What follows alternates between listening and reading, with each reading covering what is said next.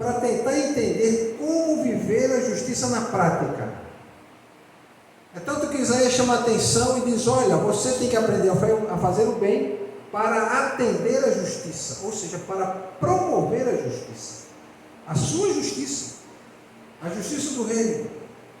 A gente vive num mundo onde a justiça é distorcida.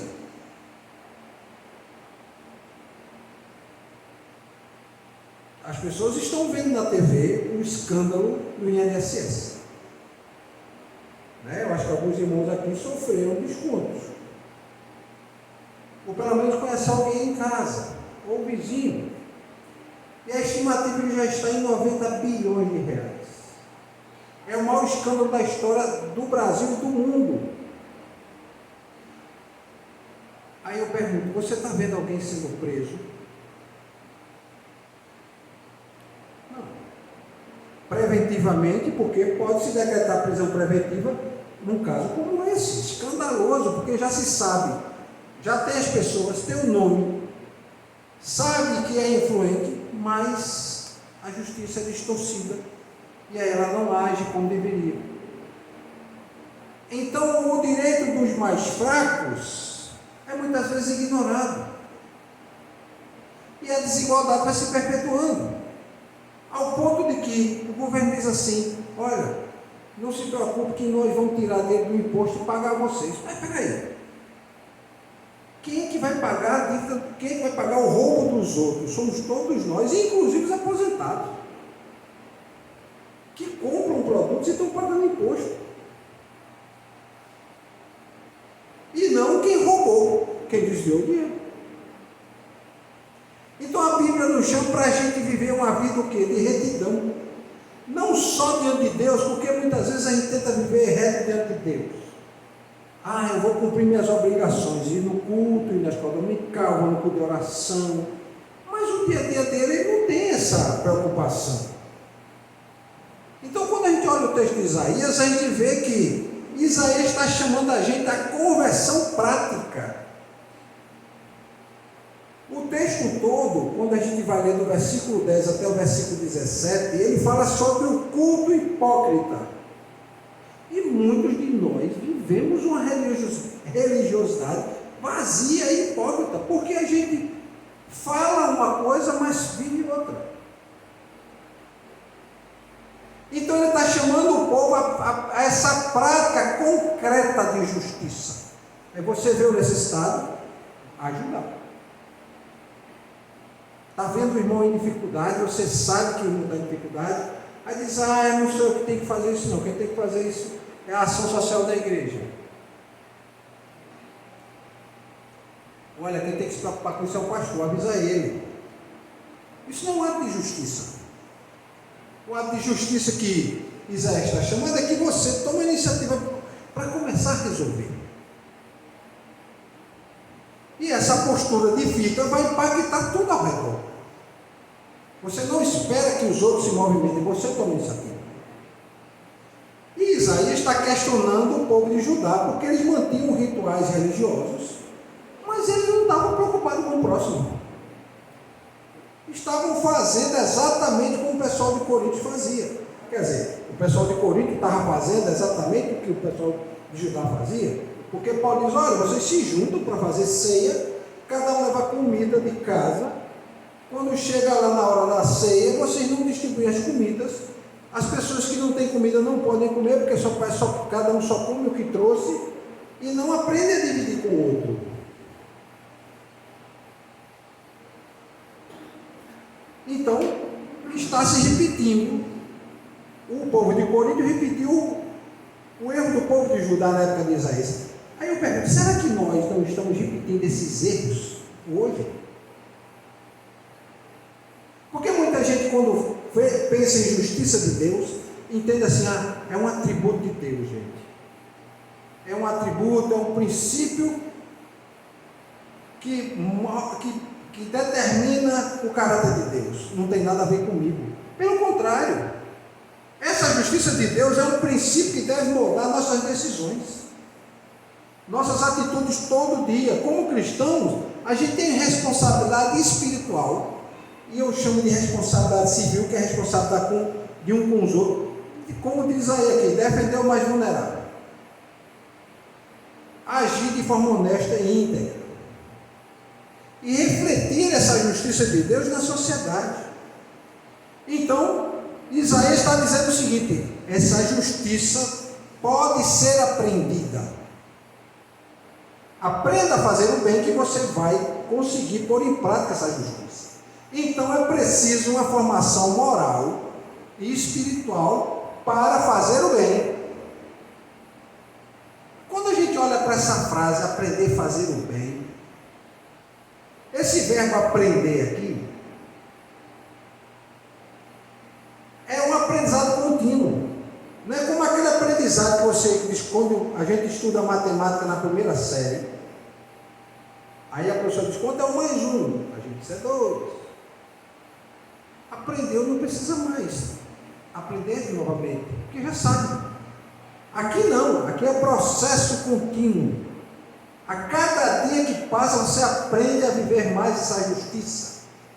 Ou seja, não há sugestão: olha, vai estudar. Não há sugestão. Aqui é imperativo: aprenda a fazer o bem para você atender à justiça. Ou seja, é uma ordem para um crescimento contínuo em fazer o bem. E quem vai nos capacitar a fazer isso? O Espírito Santo. Ninguém nasce sabendo fazer o bem, meus irmãos, mas nasce inclinado para o pecado. O salmista Davi disse o seguinte lá no Salmo 51, versículo 5: eis que em iniquidade fui formado, e em pecado me concebeu a minha mãe. Então a natureza humana é pecaminosa, erra, pende para o erro mais que para o acerto. Então é necessário que o indivíduo seja discipulado para fazer o bem. O que é que nós estamos fazendo aqui agora? Estamos sendo discipulados para fazer o bem. Cada domingo estamos sendo discipulados para fazer o bem. Então nós, como cristãos, temos responsabilidade de aprender e ensinar sobre essa justiça. Quem é o nosso maior exemplo? Jesus. Porque viveu promovendo o bem. Quando você vive promovendo o bem, você vive essa justiça. Segundo ponto que a gente tem que entender é que essa justiça a gente tem que buscar ela. Semana passada eu falei, lá em Deuteronômio, essa justiça é como se você estivesse correndo atrás de alguém. A justiça está lá na frente, você correndo atrás, cada vez tentando correr mais para alcançar essa justiça. E alcançando, continuar caminhando com ela. Então é preciso ter uma intencionalidade, ou seja, um desejo do coração de querer fazer o bem. Porque, meus irmãos, a gente conhece gente que o coração dela não é de querer fazer o bem. É rancorosa, é vingativa. Ela até pode não demonstrar, mas o coração dela é aquele sentimento de vingança. Depois ele me paga. Tem gente que fala assim, né? Depois ele me paga. Aí tem um ditado que os mineiros dizem o seguinte, que a vingança é um prato que se come frio. Então leva tempo. Você bota o prato da vingança não come quente. Você vai se vingar amanhã. Vai demorar. E tem gente que é assim. Mas o que é que o texto está dizendo? Não, você não pode agir assim. Você tem que procurar o que é justo.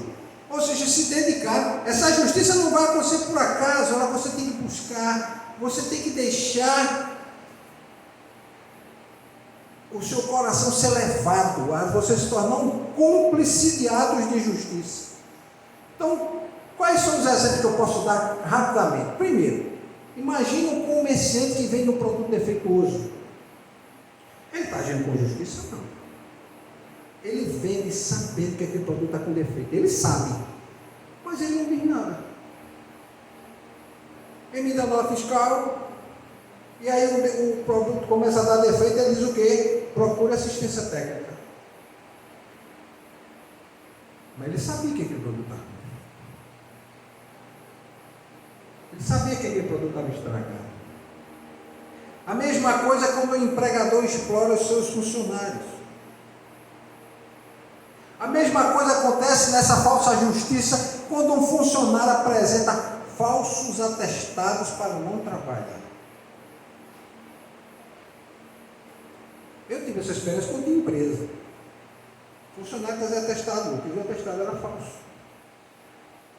Aí eu lembro que na Dantas Barreto tinha um bequinho, que tinha um rapaz lá que vendia os atestados. Isso coisa de 15 anos atrás, e custava R$5. Aí eu descobri o mesmo médico, né, com carimbinho, e fui lá comprar o atestado. Aí eu cheguei, rapaz, eu estou querendo um atestado, é que você aqui disse, era um bequinho pequenininho, só cabia um indivíduo, uma mesinha e um indivíduo, já um cara de idade, magrinho, ele com um envelope não, um boquete de atestado, um carimbo e um livro de CID, do Código Internacional de Doenças. Aí o rapaz, ele é profissional, né, de atestado, então ele abriu, eu disse, você tem o quê? Ele disse, rapaz, eu estou sentindo uma dor no peito, deve ser uma virose, está começando. Ele disse, peraí, eu vou ver um CID aqui. Aí ele abriu CID 38, lembro como fosse hoje. Foi lá e botou CID 38, preencheu, pegou o carimbinho, igual o carimbo de médico, abriu o carimbinho, carimbou e rabiscou e me deu e eu vim embora. E era exatamente o mesmo médico que assinava os atestados dos meus funcionários.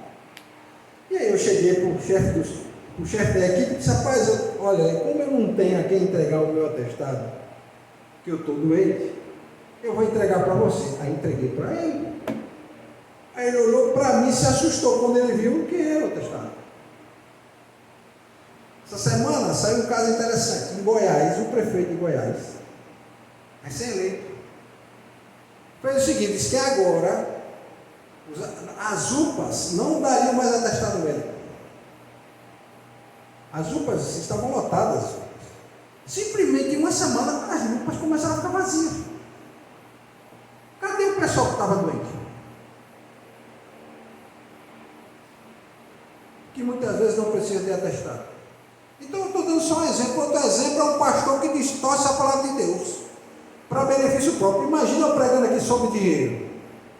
Aí eu podia fazer o que, Lucas? Contratarmos 2 falsos aleijados, né? Acaba com muleta, né? Um cego ou 2 cegos, um surdo.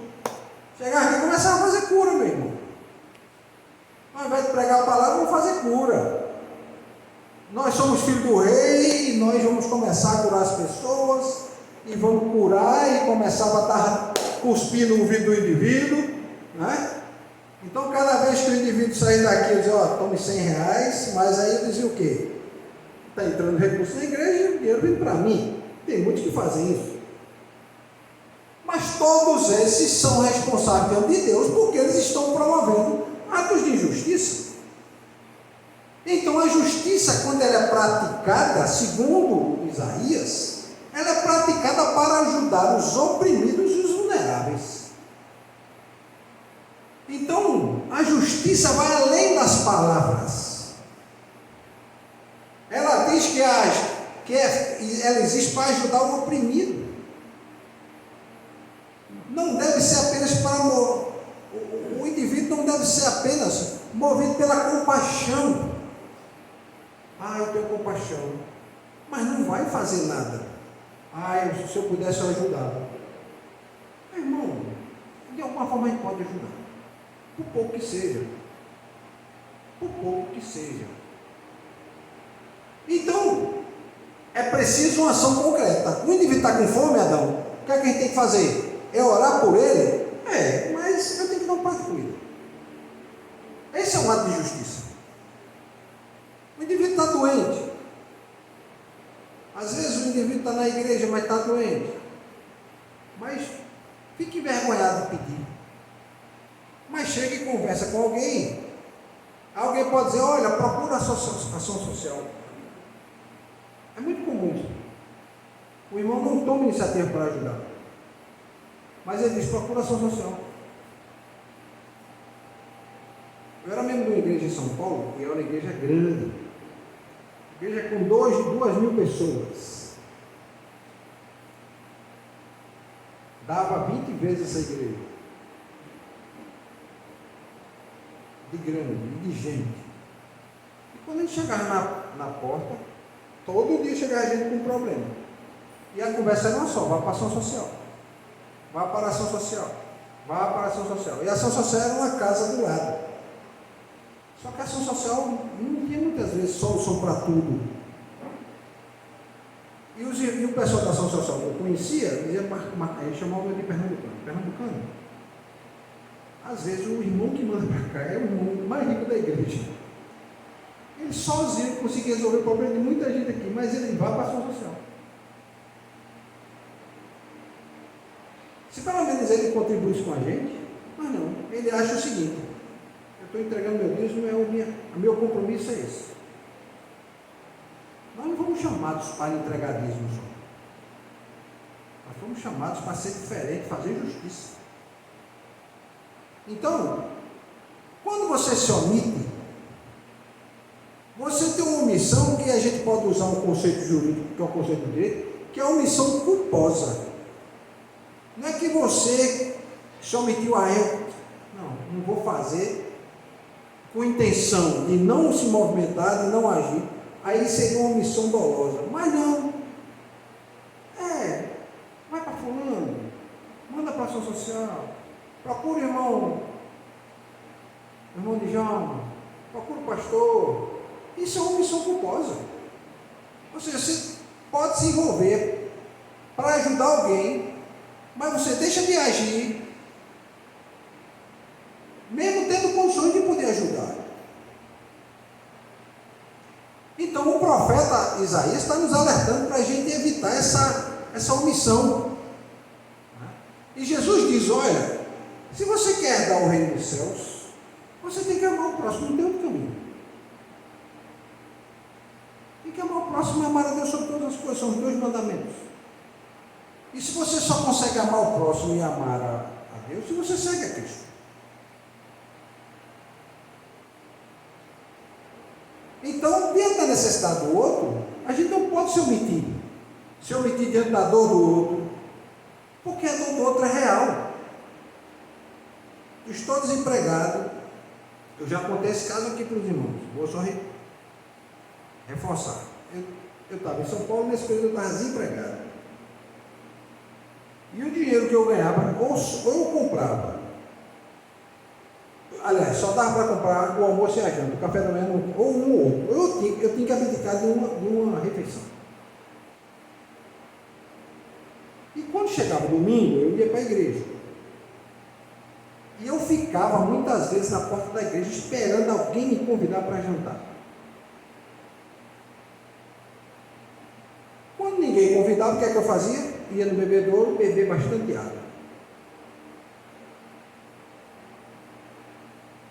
E ninguém convidava. Ninguém chamava. Isso era só comigo? Não, isso é uma realidade da igreja. E da igreja que eu estou falando não é dessa igreja, da igreja como um todo. Infelizmente, em todo lugar é assim. As pessoas não estão preocupadas com isso. Elas dizem que amam, abraço durante o culto, meu irmão, que prazer em ver, mas amor na prática é difícil a gente ver. Então, a fé verdadeira vai nos mover aqui, por exemplo, de acordo com o que Isaías diz. Se a gente tem que pleitear a causa das viúvas, repreender o opressor, defender o direito do órfão, a gente tem que estar preocupado também em visitar os enfermos, alimentar os famintos, proteger quem é mais frágil, crianças, idosos. Então, a gente começa a entender que Deus não nos chamou para a gente ficar indiferente ao sofrimento do outro. Lembra da parábola do bom samaritano? Passou um pastor, se fosse para a realidade de hoje, passou um ministro de música. Ou seja, usando os nomes, né, Clécio? Passou o pastor Marco e passou o Clécio. Não vou parar não, porque eu tenho que ir para o culto, eu já estou atrasado. Aí passa alguém que não tinha laço nenhum, que pelo contrário, aquele indivíduo era considerado inimigo, considerava quem ajudou inimigo. E ele foi lá e ajudou. Então imagina a sociedade do profeta Isaías, a situação de uma criança órfã. Gente, crianças órfãs hoje sofrem. Imagina na época de Isaías. Um tempo desse eu assisti um vídeo de uma criança que, por conta dela ter um defeito na perna, isso foi na África, foi abandonada, literalmente abandonada. A criança tinha 2 anos de idade, vivia na rua, para cima e para baixo, dependendo da esmola de um e outro. Aí uma missionária pegou ele para criar, foi cuidar dele. Aí mostra o vídeo do primeiro encontro dela, ela pegando a garrafinha de água e botando na boquinha dele, e ele esquelético. Aí ela descobriu que na cultura daquele povo, aquele menino, por ter um defeito na perna, ele tinha um problema espiritual, um mau espírito sobre ele. Ela, como não crê nisso, e a própria palavra fala que não é assim, né? Jesus mesmo curou o cego e disse assim: eita, é problema dos pais dele? É o pecado dos pais que ele está carregando, está pagando? Não. Pelo contrário, Jesus disse: isso aqui aconteceu para a glória de Deus. E aí foi curou o cego. E ela simplesmente começou a cuidar. 6 anos depois mostrou um menino gordo, forte, indo para a escola. E ela disse que quando voltasse para o país dela, ele ia com ele. Ele iria com ela. E ela estava preparando tudo para que ele pudesse ser considerado filho. Agora vocês imaginem, gente, quantas outras crianças não foram abandonadas para morrer? Outras pessoas que a gente vê, idosos, que muitas vezes não têm amparo, idosos que moram sozinhos, idosos que não têm parente próximo. Às vezes o parente não quer o idoso, porque o indivíduo, quando chega a uma certa idade, dá um pouco mais de trabalho. E não é porque ele quer dar trabalho, por conta das limitações físicas. Já não anda com tanta velocidade, já tem um certo problema além da locomoção, às vezes da audição. E é aquilo que eu sempre digo: engraçado que nossos pais cuidaram de nós quando nós éramos muito pequenos, e quantas noites não passaram em claro, cuidando. E tem filhos que, quando os pais envelhecem, eles abandonam, levam para deixar num abrigo. Então, Isaías está dizendo: você tem que cuidar dessas pessoas para demonstrar justiça.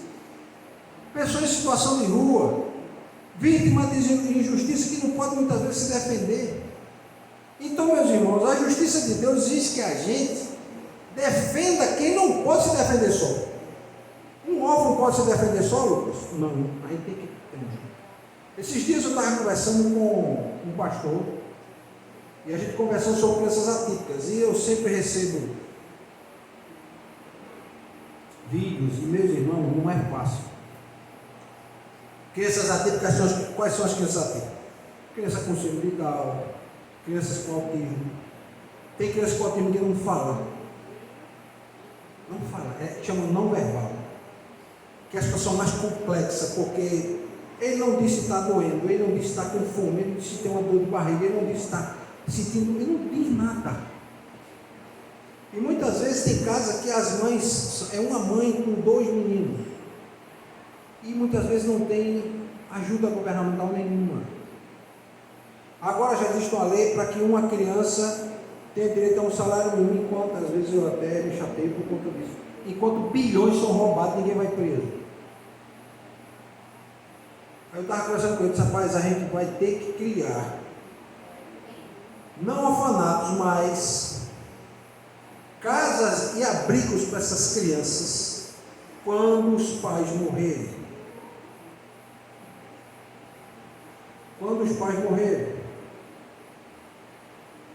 Por quê? Porque simplesmente, meus irmãos, essas crianças não sabem se cuidar só. Não sabem. E eu estava comentando com ele. Quando foi hoje, eu recebi a notícia da seguinte situação: uma mãe, que a gente chama mãe atípica, ela disse para o filhinho dela: eu acho que ela tem problema mental para ela fazer o que ela fez. Eu até nem julgo ela. Quem tem que julgar é Deus. Ela disse que o filho dela sofria E ela disse: olha, meu filho, eu vou fazer isso para você parar de sofrer. E ele disse assim: que Jesus cuide de mim. Foi a frase que ela disse para o delegado. O que é que ela fez? Tapou a boca dele e o nariz dele. E ele morreu asfixiado. Teve outro caso que a mãe cometeu suicídio. A criança típica não falava, simplesmente encontraram os dois mortos. A criança morreu de fome 10 dias depois. 10 dias depois. Outro caso, a mãe morreu e depois de 3 dias começou o mau cheiro, aí foram lá para ver, aí descobriram a criança agarrada com o cadáver. Então, é dessas pessoas que Isaías está falando. Eu vou pedir por gentileza para evitar conversa paralela na aula do sermão.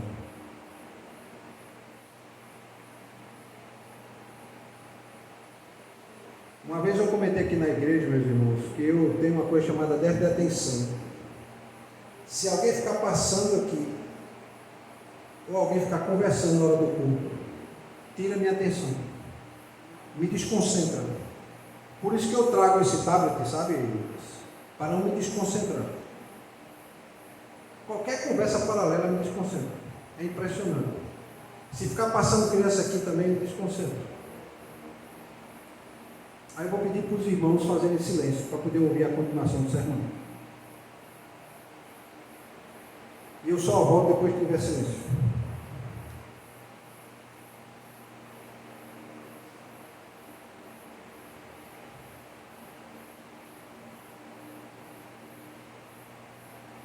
Então, a nossa fé, meus irmãos, ela tem que ter essa força e essa função de transformar as vidas das pessoas, de restaurar a dignidade dessas pessoas. É disso que Isaías está falando aqui, que a gente precisa defender quem é oprimido. Então a gente vive um desafio, Lucas, a cada dia, de viver uma fé que transforma as relações das pessoas, tanto pelos nossos atos de misericórdia, de compaixão, de sentir a dor do outro, de sofrer com o outro, ou de usar um termo que está sendo muito usado hoje, que é empatia. Para quê? Para que a gente possa transformar essa vida por meio da justiça. Então, viver uma fé prática vai além de palavras. Então, a gente aprendeu que Deus rejeita uma religiosidade vazia. E o que é uma religiosidade vazia, meu irmão? É você vir para o culto e você volta para casa e você vê o seu vizinho passando dificuldade, você tem condições de ajudar e você não ajuda. Você vê alguém que você sabe, uma vez, um amigo, um parente, você sabe que está passando dificuldade, mas diz assim: rapaz, eu não gosto dele, e não vai ajudar.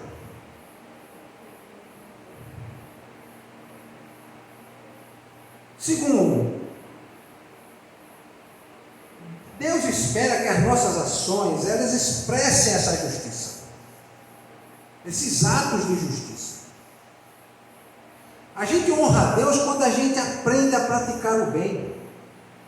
E praticar o bem exige esforço, porque exige ir em contra a própria natureza do homem. É como eu disse, você tem um parente que você não gosta dele, você sabe que ele tem dificuldade. Aí você diz: olha, eu não gosto dele não. Isso exige esforço de romper esse sentimento de mágoa, de não perdoar e ir lá ajudar. Então a gente é chamado a ajudar a quem necessita e a defender quem está na condição de vulnerável. Então não basta só entender que eu tenho que praticar a justiça na minha vida. É preciso agir, é preciso ter iniciativa, é preciso ser luz no meio da escuridão, porque, meus irmãos, o mundo é um ambiente de muita injustiça. Então nós somos desafiados a reavaliar nossas atitudes. O texto de Isaías está nos chamando a esse processo mental de reavaliar. Será que eu tenho aprendido a fazer o bem? Eu tenho buscado? Muitas vezes, eu sei que já aconteceu isso com você, comigo já aconteceu. Você chegar no ambiente, boa noite, e ninguém responde. Aí eu pergunto, quem é o mal educado? Sou eu ou é quem não responde? Quem está procurando fazer o bem, sou eu ou a pessoa que não respondeu? Eu estou procurando fazer o bem. Então você tem que tomar essa iniciativa de procurar fazer o bem, de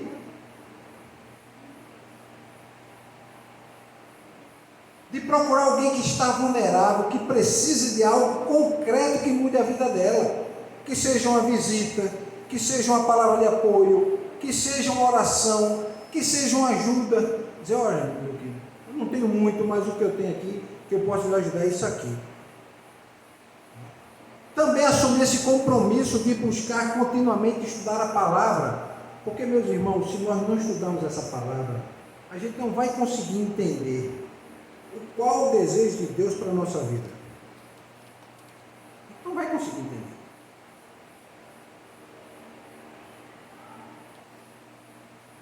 A gente não vai conseguir se envolver com quem precisa, porque a gente não vai conseguir identificar a necessidade do outro, porque o nosso coração vai estar endurecido. Então a gente tem que romper com essa omissão. A gente não pode se calar dentro da injustiça. E você tem que entender que a justiça de Deus não é teórica. Ela se aprende e a gente tem que buscar viver ela.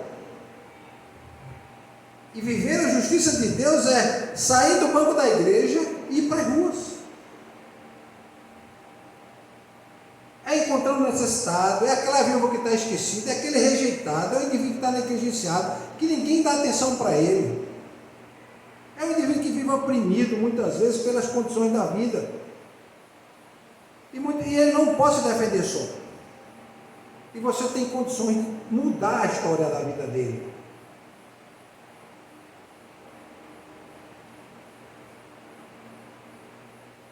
Então, meus irmãos, que cada um de nós consigamos parar para pensar e entender que nós estamos sendo chamados para ser essa resposta de justiça.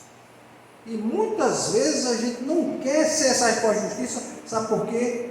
Porque vai exigir esforço. Mas a gente tem que se esforçar a fazer a diferença e colocar essa justiça em prática hoje. Não esperar para ser daqui a uma semana, daqui a um mês, daqui a um ano. Não, hoje, amanhã. Você vê que você pode ajudar, ajude. Nós estamos vivendo uma época, meus irmãos, de muito desemprego. Mesmo que a TV diga que a gente está com tanta gente empregada, é porque mudaram a metodologia. E agora pessoas que recebem Bolsa Família são consideradas empregadas. E elas não estão empregadas, elas não são funcionários do governo.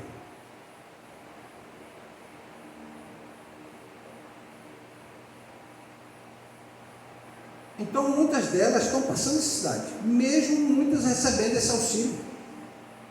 Sabe por quê? Vocês sabiam que está acontecendo um fato curioso no Brasil? Não existem essas casas lotéricas virtuais, né, chamadas de bets,